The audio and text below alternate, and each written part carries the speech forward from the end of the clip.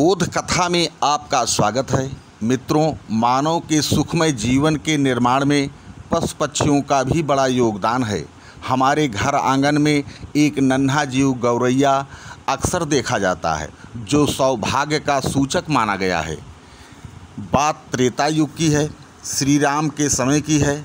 सुतीक्ष्ण ऋषि के आश्रम में बहुत से ऋषि एक समूह में साथ रहते थे।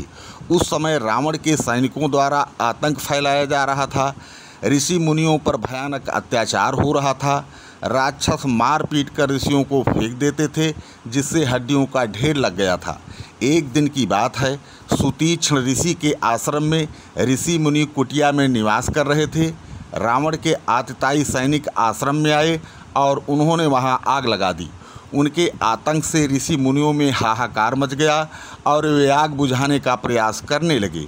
इसी आश्रम में एक गौरैया पक्षी भी घोंसला बनाकर रहती थी।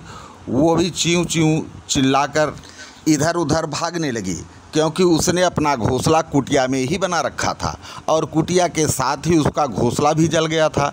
जब ऋषि मुनि समीप की नदी से जल लाकर आग बुझा रहे थे, तो वह गौरैया पक्षी भी अपनी चोंच में पानी ला लाकर आग के ऊपर छोड़ रही थी। उसके इस कृत्य को सुतीक्ष्ण ऋषि देख रहे थे। पक्षी क्या कर रहा है, वे समझ गए कि इस पक्षी का घोंसला इसी आश्रम में था और कुटिया के साथ जलकर खाक हो गया था। ऋषि विचार करने लगे कि इस पक्षी को भी ज्ञान है कि ऋषि मुनियों का आश्रम नहीं जलाना चाहिए। इस पक्षी का नाम आग लगाने वालों में नहीं, बल्कि आग बुझाने वाले जीव के रूप में लिखा जाएगा और ये स्वर्ग का अधिकारी होगा। जब भगवान श्री राम एक दिन सुतीक्ष्ण आश्रम पहुँचे, तो मुनि ने उस गौरैया के विषय में बताया। भगवान श्री राम के बुलाने पर गौरैया आई। भगवान राम ने स्नेहपूर्वक उसको सहलाकर आशीर्वाद दिया। तब से लोकमानस में गौरैया पक्षी घर की उन्नत कराने वाला पक्षी माना गया है।